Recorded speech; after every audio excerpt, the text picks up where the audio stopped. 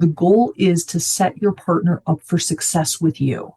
Only you have the information that they need to be successful with you. You are the sole keeper of that information. And until you give it to them, they don't have it.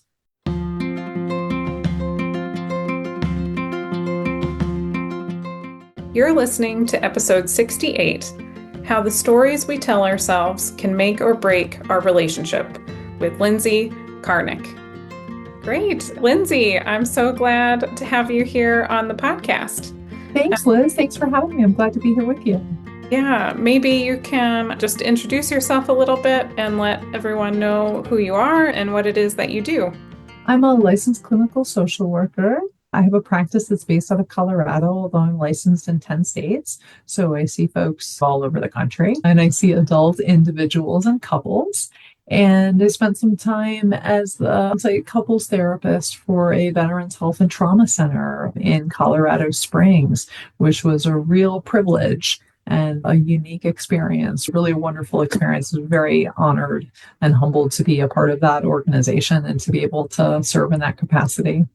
That's so great. I'm thinking you're perfect for our podcast. I don't know it super well, but I know that a lot of what you do has to do with stories and the ways that you help individuals, but also couples navigate relationships. So I was hoping you could share a little bit about what are stories, how do stories impact us, and relationships. So we're meaning-making creatures, right? We are meaning-making machines. And part of that is we have this incredible equipment developed up here that we refer to as the brain, and specifically this new part, the prefrontal cortex and all the executive functioning. And a part of what it's so good at is making sense out of things, right? Connecting dots. And sometimes it connects dots in orders that are not actually representative of what's going on. It's great at connecting dots. It doesn't always connect dots in the same order or in congruence with what the shape is that it's seeing, but it doesn't know that. And so we create stories all the time, whether they're little stories and simple, or whether they are long and complicated stories about what other people are doing, or what their intentions are, or what they're up to, or what they're thinking, or what their motivations are. And those stories can have profound ramifications for how we then show up with those people, which can be very confusing because we are often acting on this framework that is functionally imaginary to us. I like to tell this fabulously humiliating story about myself creating a story. Once my husband offered me a winter hat. It was snowing. And we were going outside and he was standing by the hats. It made total sense, right? He was standing by the outdoor closet and he chivalrously offered me a hat. And the story in my mind that formed in about 22 seconds was, oh, this guy thinks I don't know how to dress myself for the outdoors. Right? Like this instant story of indignation about my competency in the world. No, he was actually just offering me a hat because he's nice. Yeah. And he cares, right? And he would stand by that. But whatever I was showing up with that day, whatever bee was in my bonnet, right? I created this Insta story about the meaning of what he said. Not what he said, the meaning of what he said. And we do that so automatically, so often, right? People joke about reading into text messages where you can't see people's body language and stuff. But the truth is, we are absolutely insatiable in terms of reading into things long before there were text messages. We look at people, we go, what do you mean by that? What is that facial expression? People not making any facial expression. They had an itch on their nose, but we're like, well, I saw that. I saw that body language. What does that mean? They didn't mean anything. But it's very difficult for us not to scan the environment looking for these signs and looking for these cues that we want to interpret so that we know what's going on before it's going on, right? We're constantly scanning the horizon for threats. That's how we're wired. And part of that is second guessing often people's intentions and their body language and what this means and what that means. And sometimes we're correct. Sometimes there's more going on there. And sometimes they're just offering you a hat because it's cold outside. Yeah. Yeah. I'm thinking about how often I hear couples say, you're assuming my intentions, or don't make assumptions. Yes. It's so common. Yes.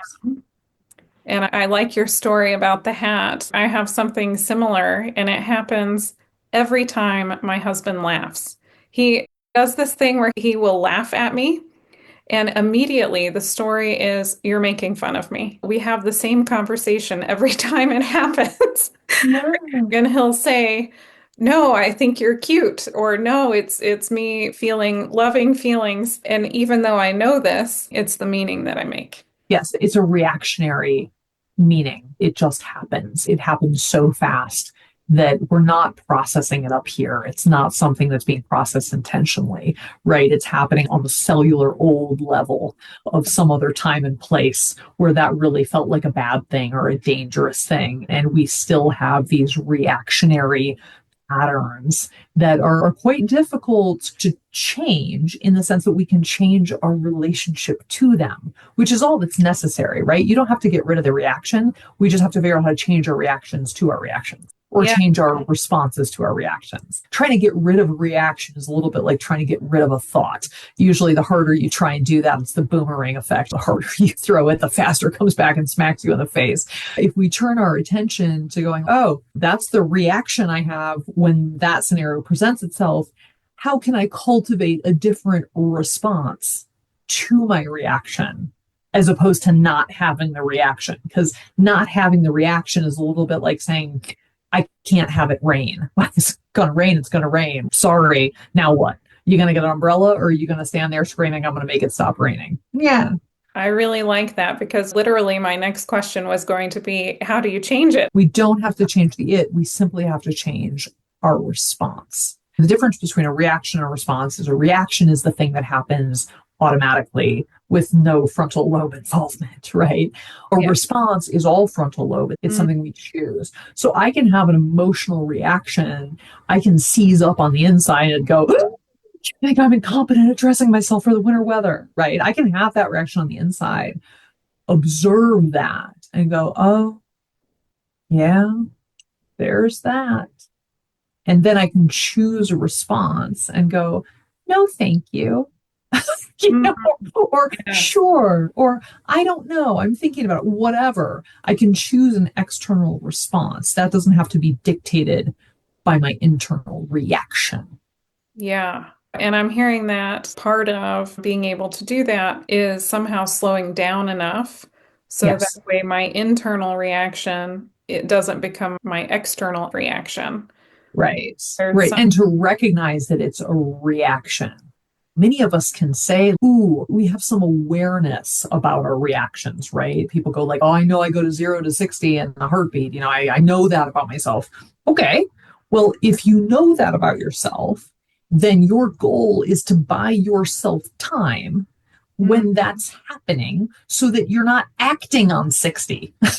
Right? yeah, The problem is when people start acting on 60, not that they go to 60 necessarily. So we're all cultivating this ability to observe what's happening internally and go, oh, wow, that's happening right now. yeah, Golly, what am I going to do with it? What is my response to that going to be? And I think very often we have this interesting thing in this culture about authenticity, right? We put an incredible value on authenticity. And I think often we misconstrue what authenticity means in some ways. Having a 0 to 60 reaction and then spewing venom on the person in front of you is not being authentic. yeah, Authenticity is not a one-to-one, I feel terrible, ergo I'm going to make you feel terrible. That's not authenticity. That's called lashing out. That's yeah. no more authentic than saying to somebody, I am so hurt right now. I can taste vinegar. Mm, That is as authentic as screaming at somebody. It is a different way of articulating and expressing your authentic experience. yes. Right? So Good. raging at somebody when you feel enraged is not more authentic than articulating to them. It's the difference between acting out and expressing, right? You can act out your rage on someone or you can articulate your rage to them, right? One is not more authentic than the other, but one certainly has better consequences than the other, especially for your relationship. Yeah, absolutely. I'm thinking like if my husband was lashing out at 60, I would be like, nope, you can leave. Like, you, Exactly. uh, Exactly. And it's not that you don't want to know how he authentically feels. You do. You are definitely interested in that. But the yes, delivery of I feel enraged and now I'm going to rage on you, no, that's yeah, negative. yeah, That is not authentic. Or it is authentic emoting, which is different than authentic expressing. yes, yeah, because the lashing out is almost not even an expression. It feels more like an attack, like something that's being done to me if it's on the receiving end. It doesn't feel like an expression. Absolutely. If that part of us really wants to be heard, right, which is usually what's happening there, the other person is less able to hear you if they feel attacked, right? So if you want somebody to understand how you're feeling, you will always be better off articulating it, expressing it to them as opposed to acting it out on them. Because if you act it out on them, they will do this one way or the other, verbally, emotionally, etc. And when they're doing this, they're not listening to you. They have stopped and ceased listening to what you're saying. They are simply trying to protect themselves from what's happening. You are not making yourself heard. Yeah, this makes a lot of sense that thinking about the delivery and that I can still have my real experience, but I'm also wanting to think about how do I talk about this with my partner in a way that's actually going to work for our relationship and get us somewhere in a positive space versus just tearing it to shreds in the worst case scenario. Yes, because ultimately, if you're hurting about something and that results in a rage reaction or a big reaction, right, that could be emoted out on somebody, let's back up to the initial part. You need help with something from your partner, right? You need empathy or you need compassion or you need support. You are needing something. And if you attack the person from whom you are needing something, the chances of your needs getting met go down Yeah. exponentially by the second. Because again, someone who's doing this, whether it's literal or metaphorical, cannot help you. They are defending themselves. They are busy. There's no help for you when they're trying to help themselves from what you're doing. This is not going to work. Yeah. And so I'm thinking, how does someone have that space to start noticing, like, this is coming up on the inside of me, and I need a moment somehow to be able to then choose how to handle the situation? I think a couple things. And one is that some of this work has to be done when it's not happening. It's kind of like a swim meet is not a good time to learn to do the stroke. When you're under pressure and you're like, not when you want to learn, right? Like, you need to go to the pool and practice probably before you go try and swim in a meet where there's some pressure and the stakes are higher. And right, because that's what a disagreement is. The stakes are a little higher, pressure's a little higher, everybody's a little amped up. Right? So, not a good time to learn a new swimming stroke. So, what we can start to practice when it's not happening, right, is noticing how escalation presents in our own physical beings, right? Because that's a sign that we can recognize no matter what. You're thinking maybe you may literally be seeing stars and your thinking may just be like, like white noise because of how you're feeling, right? There may be nothing discernible going on from the neck up that you can parse out. That's fine. What we always notice is what's going on in the rest of us, right? We can say, like, oh, I know a sign for me is I start to grind my teeth or I start to Yeah. clench my jaw, I start to get real, or I notice in my solar plexus in my chest that I start to get a feeling, or I start to feel it in my stomach, or I start to feel it in my hands or my shoulders. And we can start to get familiar with these signs long before these are the signs that you're going 10, right? We want to notice the signs when the speeds hit 10, not when it's hit 60. It's much harder to break at 60 than it's at 10, right? So these are looking for the yellow lights, not the red Yeah. lights, and going like, I'm gonna pump the brakes now while I'm only going 10 because it's much easier to slow down the vehicle at 10 than 60, right? Let's not let it get to 60. And we can start to say and develop ways of articulating to this other person across from us, excuse me, it's my responsibility to let you know that I just hit 15, maybe heading for 20. And I know that when I get past 35, things start to be less constructive. So I need to respectfully let you know that I need a minute. And this is not, I do want to talk to you about this. I know this is important to you. It's important to me too. I'm committed to coming back to it, but now is not a constructive time for me. Yeah, I could see how that's Right. so helpful if someone was able to do that. Yes, and there's actually Terry Real has developed something in RLT called the RLT Timeout. And the RLT Timeout is really wonderful because it establishes two things. Again, when it's not happening, right? This is not something you discuss in the moment. This is a precondition you work out. And the RLT timeout establishes two or three things. The first one is you and your partner determine what the timeout stands for. So, for example, if the phrase is just timeout or this or something, you both agree that it stands for a certain sentiment. Dear partner, for whatever reason, I'm about to lose it right now. I cannot explain this to you. It would be better if and you both understand that this or timeout is shorthand Yeah. for this other thing that you've mutually agreed upon. And the second cool piece about the RLT timeout that I think is so powerful is you mutually agree on how long it's going to be before you check back in. And the check-in is not an agreement to resume the discussion. The check-in is merely a check-in to resume connection. Not like now we have to resolve it because we're checking in. It's been 20 minutes. So you say, look, I'm going to check back in 20 minutes. Okay. Okay.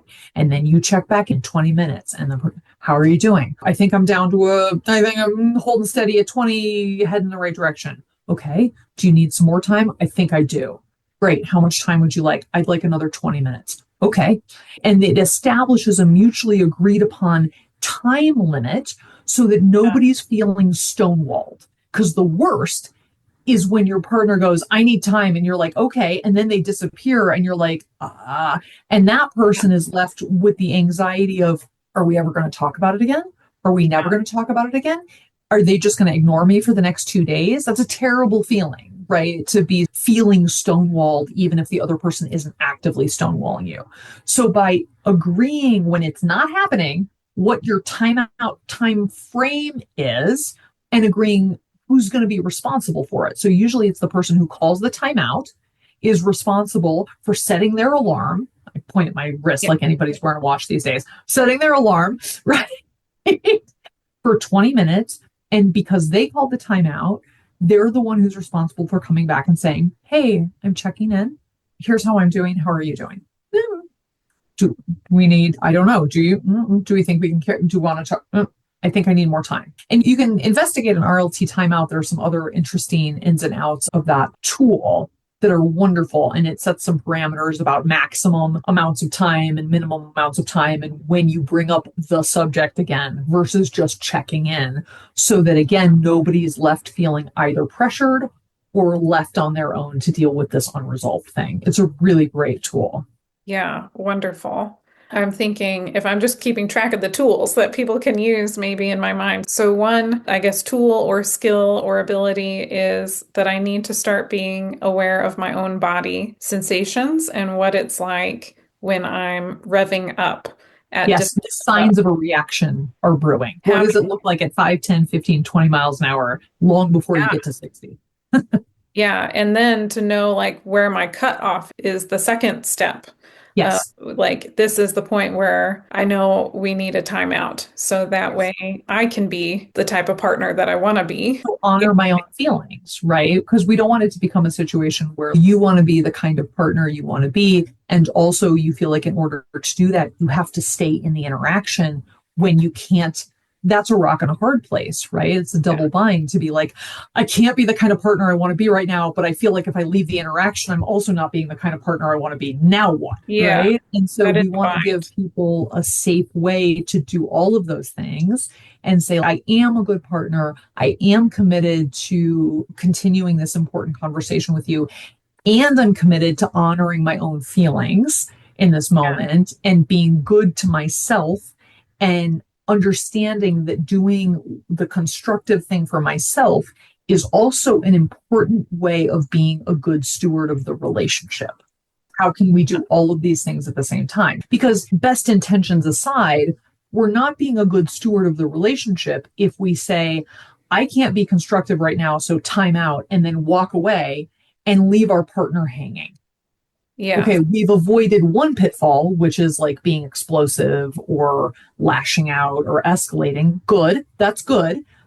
We've now created another one, though, which is we've sort of given ourselves this like, I'm doing the right thing by taking myself out of this equation. I'll get back to you when I can. And that leaves the other person in an Yeah. unhelpful situation. Gosh, I was just, as you were saying that, I had this picture of a minefield go through my mind. And I was like, that's marriage, isn't it? Like, one option is like this minefield, and another one is this one. And what you're talking about is like, how do I get this balance to try to avoid Yeah, all the downsides, all the yeah. How pitfalls? do we meet both people's needs? Right? How do we honor both people's needs and the needs of the relationship when they seem to be at odds? And the answer is it's eminently doable if you're not trying to do them all at the same time. Yeah. Okay. Yes. So if you can say, hey, I'm going to come back and meet your needs to have this conversation. And in order to meet your needs to have this conversation, first, I need to go calm down. So I need to meet my Yeah. own need first in order to come back and meet your need. Everybody's needs are going to get met. They just cannot be met at exactly the same time.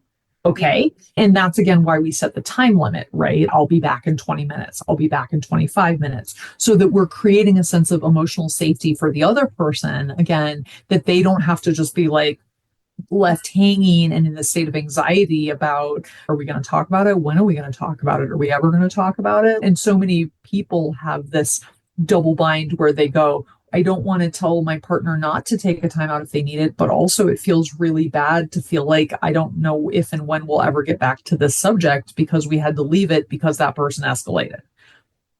Yes. I was just thinking, my husband's like one of his favorite sayings. He hasn't actually said it recently, but when we first got married, he was always saying, like, the closest alligator to the boat. And that's coming to my mind right now is like, who is closer to their breaking point where it's going to go downhill? That's the need, it sounds like, that we have to prioritize first, is that we have to make sure we both are in places that we can actually engage together around Yes. something that's Yes. going. I think the key phrase you said is being first, but not exclusively. Yeah. The understanding is that is a necessary step to be able, again, to help that other person meet their needs. And that this is ultimately a collaborative effort where we want to meet everybody's needs and the needs of the relationship. We're not prioritizing one person's needs over the other. We're simply saying, in this moment, in this situation, this is a precondition to moving forward on this. So I guess we do that first. It's pragmatism at its highest. Yeah, and I'm thinking about how there can be so many stories related to it. So there can be the story that's related to my initial reaction. And I'm thinking the more I'm aware of, especially if it's a pattern, like with mine, with my husband, I know that every time he laughs, I'm gonna be like, oh, is he making fun of me? It just happens all the time. So if there's a repetitive nature to it, then I can get familiar with the body sensations. But I was also thinking, even in like a timeout, there could be more stories, right? It's like the story of what I'm telling myself that my partner needs a timeout, or the story of what I'm telling myself that I need a timeout. And I guess I'm just thinking there are stories everywhere. It's so true. And this is so human and understandable. I think the timeout's a great example. Let's just say, in perfectly good faith, person A says, hey, I need a timeout. There's a good sport and chance that in person B's mind, the first place their mind goes is, oh, you always do this. This is how you get out of talking about the things that's important to me. Yes, Right? exactly. Yeah. And that could be true. There could be historical truth to that. Maybe it's happened sometimes. Maybe it's happened a million times. Maybe it's happened no times. There's a moving target constellation of truth, right, to any of these stories. And it could be true, or it is often true, that when someone has a reaction like that, myself included, when I have one of those automatic story generators that goes, oh, this is how you get out of talking to me about something that's important to me and uncomfortable for you. If I were to have that thought, my reflection in the sober light of day, so to speak, is, oh, that's probably not so much about my history with that person. That's probably about my history with lots of people or my family of origin, right? Is that I believe that people are always trying to get out of talking to me about the things that matter to me. And so I'm very sensitized to the idea of somebody's trying to get away from me when I want to talk about something that's important to me. And it could be true in this relationship as well, but it might not be true. Or maybe it's been true a couple times, but that doesn't make it always true. And I think it's easy for us to get distracted and lose sight of what we're trying to get done. Because imagine for a second that you and person B, whoever this is, and your partner, whatever, you're having this discussion and your partner calls for a timeout or says, I need a minute, right?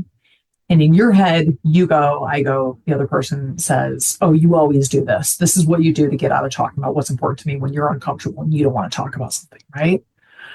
All of a sudden, that's become the issue. The issue is no longer the thing you were talking about. Now we've created a secondary issue about what you always do about things that are important to me. And now, whatever the hell the topic was, right, doesn't matter anymore because we've now shifted the anger or the attention or the focus from this, whatever the original thing was, to the new thing about what you always do when we're fighting. Yes. Yeah. Right? Thinking about everything that was in the closet, all the things come out then. Oh, Yes. you always do that. You always do this. And I didn't do it this time. And we get so far afield of, again, the original presenting topic, whatever that was. You said you'd make dinner and you didn't. I thought, yeah, whatever. We're no longer talking about dinner. Now we're talking about what you always do, about how you always try and get out of talking to me about, which again, may be true. And if that needs to be addressed, then it needs to be addressed. But that's not originally what we were talking about. Yeah. Okay. So I'm hearing this is like, along with the physical sensations, knowing what my stories are, especially if they're like regular, consistent stories that might go through my head, that can help me know, like, okay, yes, this is my reaction, but I could just, I don't know, put that to the side right here for a moment and stay focused on what was the original thing that I actually wanted to address with my partner. Yes. And I think there's a lot to be taken away from what you just said, in the sense that, let's just say what you just described happens, right? You're talking about topic A, who didn't do dinner, dishes, whatever, right? And then your partner calls for timeout and you have the reaction, oh, this is what you always do to not talk to me. And that's a really interesting moment for you to go, oh, this is something I need to like table and definitely bring up. Like, this is something that needs to be talked about, because the fact that I just had that thought means that one way or another, there's something there for me. This is not a true false referendum, but clearly it's bothering me. And that's not what we're talking about right now.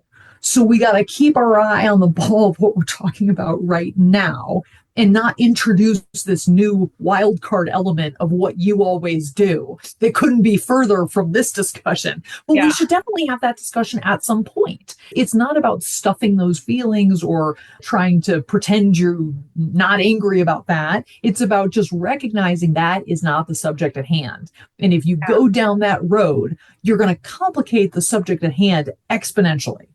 Yes. And then I can see how it would be so hard for either, like, it would feel like there's no resolution to either of them because there can't be. Yeah. Right. There cannot be, because we just conflated two things that are virtually unrelated. Because one is about process.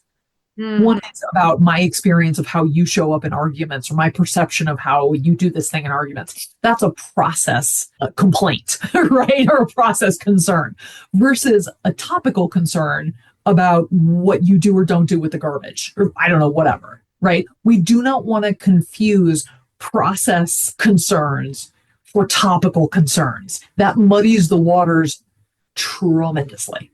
Yeah, honestly, I'm thinking that could be like a whole nother podcast episode, like process concerns versus topical concerns. But I'm hearing, don't put them together, keep them separate. Yes. A good way to think about this is, imagine being in a country where you don't speak the language, okay? And you're doing your best to order off a menu. The wait staff is not going to stop and correct your accent, because the point is, what do you want off this menu? Yeah. They're not going to be like, oh, no, you should have said it. They're not going to correct you. They're going to be like, so was it the chicken or the steak? They need your order. This is not the time to talk about accents and phrasing and delivery and word choice. Yes, that It's makes, all humanly possible. yeah, because it's not the goals of the interaction. Right. Yeah. Right. Now, if you're to expand the analogy, if your accent and word choice is so inappropriate that it's confusing the issue, then that's something that also needs to be addressed, but it needs to be addressed as a process concern. Again, not as a topic concern. How you make requests of your partner is different than the concern about the garbage itself. Great. And so I'm thinking these are some really concrete skills that people could work towards. Absolutely. And I think it's so daunting for people sometimes because they get to this place where they're like, impasse. And it's like, actually, I mean, possibly, but often skills are so learnable, right? And if you can have a little bit of optimism that everybody has presumed positive intent, that people want to be good partners, that people want to meet each other's needs, that people care. And if they're not doing that, it's because they don't know how, or because they have some assumptions or something like that. And those are all things that people can work through really quite handily, quite frankly, especially skills. We're learning machines. We're absolute learning machines. And part of my experience is that in many cases, not all cases, but in many cases, what inhibits people from learning new skills is a lack of clarity about what it is the other person wants, because people get hyper focused on what they don't want. They'll tell people over and over, don't do it like that. I hate it when you do that. But that's like walking into Baskin Robbins where they have 31 flavors and saying, don't give me chocolate. Yes, because they still don't know which one you want. They Yeah. still don't know what you want. And this is an anecdotal observation, but I don't know if it's a fear of being the dreaded high maintenance or a fear of being the dreaded picky or what. But we seem to be absolutely allergic to spelling out for people what it is we want. But then we seem to expect them to do what we want. They should just magically know out of 31 flavors which flavor you want and what kind of cone, cup, right? How many scoops, toppings, all of the things. And then they don't know. And we just stand there and yell at them. How dare you give me a double dip of mint chocolate chip in a cup? That's not what I wanted, right? And this person is like, Yeah. well, there were 5 billion possible combinations I could have picked from. Go figure, I got the wrong one, right? Yeah. And so many of us are just loath to be specific and clear and communicative about what it is that we want. And that sets our partners up for failure with us. And if there's one thing I think that stuck with me about the global work of what it means to be in a partnership, and I can't remember who said this, is somebody much smarter than myself, said the goal is to set your partner up for success with you. Only you have the information that they need to be successful with you. You are the sole keeper of that information. And until you give it to them, they don't have it. Until you say, I would like a single scoop of Moose Tracks with the rainbow sprinkles and in a cup, so on and so forth. That's how they get that information. Yeah. And it is not a one-shot deal. And so when we withhold that information from our partners, either because we have a sense that they should know, which is a whole other like romantic ideal that is useless, right? That they mystically should know what you want, especially after X number of years. No, right? wait, no. And not to mention we're constantly evolving. Exactly. It's like the things that I want today are not the things that I want when I first met my husband. Exactly. And if we have this fear of spelling it out for people, that makes us seem high maintenance or like picky. On the contrary, this is why people love Christmas lists, because people want to get something they want. And so it's really fun to put down on a Christmas list, I want blank, and then get it.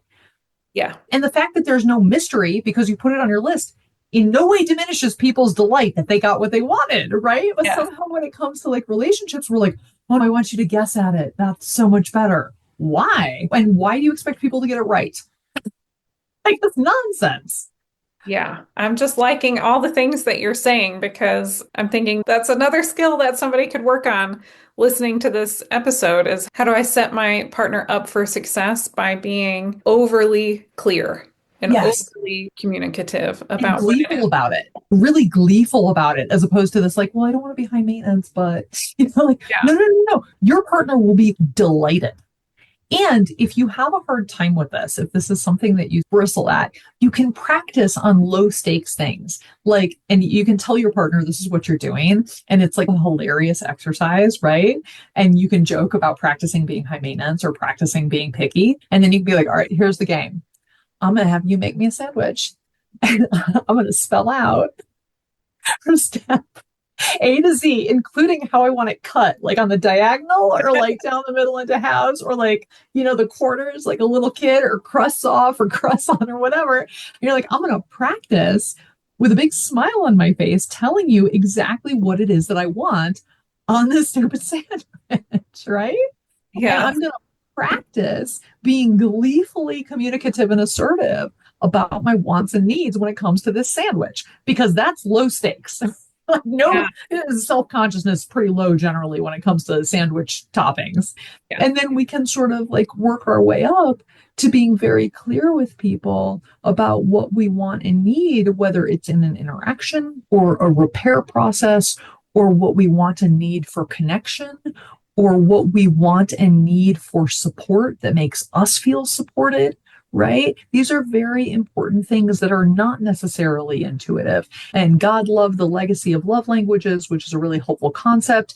It's just a little broad brushed, right? Because usually people have some more specifics than quality time, right? There's usually some very specifics. If you go, my partner knows I like quality time. Okay, but that's pretty broad category. And they're going to be more successful with you if you spell out, you know what I would love?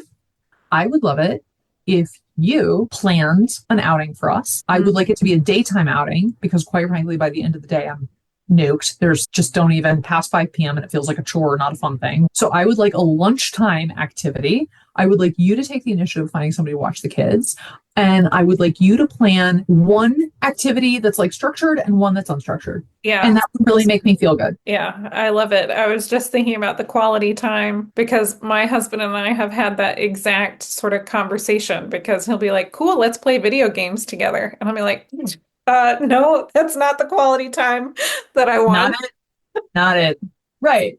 So I'm thinking there's so much that people could take from this episode already. But I'm thinking like if there was one thing that you were like, oh, everybody listening, this is what I want you to have, what would that be? In many relationships, folks have lost sight of the assumption that you're on the same team. And it can certainly feel like you're not.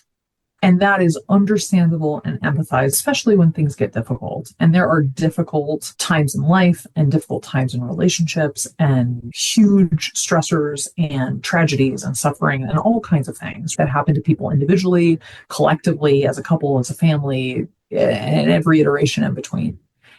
And as people are doing their level best to try and cope with being human and going through difficult things, they're doing the best they can.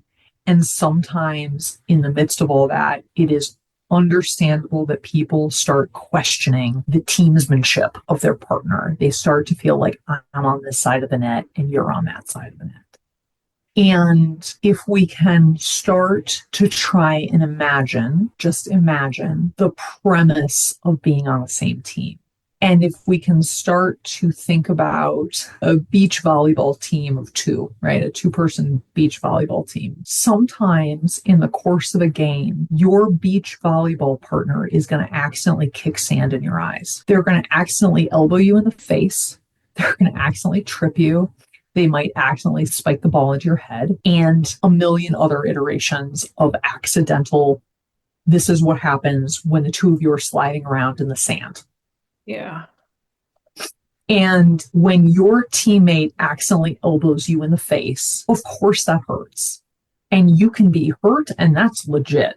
Mm-hmm. Or they kick sand in your eyes, or all of those things. The question is not, is your hurt legitimate or not? Of course it is. And you should be cared for and reassured and all of those things. And also, it can make a tremendous difference if you think of this person as a teammate who, in pursuing the same goal as you, you're both trying to get the ball over the net, right, elbowed you in the face and it's regrettable, but you're on the same team. And it doesn't make it okay that your face hurts or that you've got a black eye. That's all important. But try and remember that they're still on your team and they were trying to get the ball over the net just like you are. Yeah, I like that. It's almost like a good story that I can hold on to, that Mm. I can try to remind myself of. Yeah.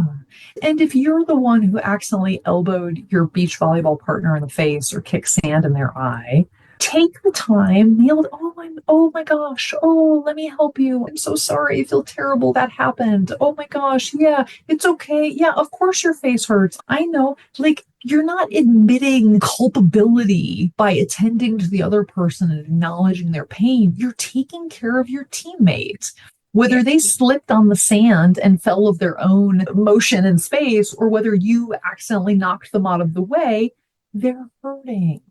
Yeah. And what teammates do is care for each other when they're hurting, regardless of whether it was caused by their own actions or your actions accidentally, whatever, right? Sometimes you're going to make the wrong call. You're going to leap for the wrong shot. They had the shot, you're going to get in the way and smack them in the face when you should have stayed back, right? It's going to happen in the course of being teammates. Mm. And our responsibility is to try, even when like we really got elbowed in the face hard, to remember that we're on the same team. And that doesn't make it okay that you got elbowed in the face, but it's a lot different than all of a sudden looking at that person and wondering if they're supposed to be on the other side of the net. I really like your metaphors because I feel like they're funny, but they're also really easy to relate to and be like, oh, yeah, that makes total sense. So thank you for sharing that. And I'm thinking there might be people listening to this episode who are maybe they're in Colorado, which is where you are. I'm Did I? based in Colorado. I'm licensed in 10 states. So maybe they're in one of the 10 states that you're licensed in, and they're like, oh gosh, I want to work with Lindsey. How could they connect with you and work with you and find you? Oh, you can find me on my website at onwardpsychservices.com, onward, P-S-Y-C-H, onwardpsychservices.com. There's a contact us page. I have a phone number. You can call me. I answer that. Those rectangles make calls. It's the craziest thing. So you can call me. You can send me an email. I'm also fairly active on Instagram. I like to make these little practical, tactical coping videos about once a week that I put out, and they're super fun, and I really enjoy doing that. So Instagram and my website are the best ways to find me. Okay, great. And so we'll have links to that in the show notes in case anybody wants to just easily click from the show notes to find you. And yeah, Lindsey, thank you so much for being on the podcast. Oh, it's my absolute pleasure. Thank you. Thanks for doing the work you're doing. While I am a therapist, this podcast is for educational purposes only and is not considered therapy. It should also not be a replacement for therapy. So if you think you need a professional of any kind, you should definitely go find one. Until next time.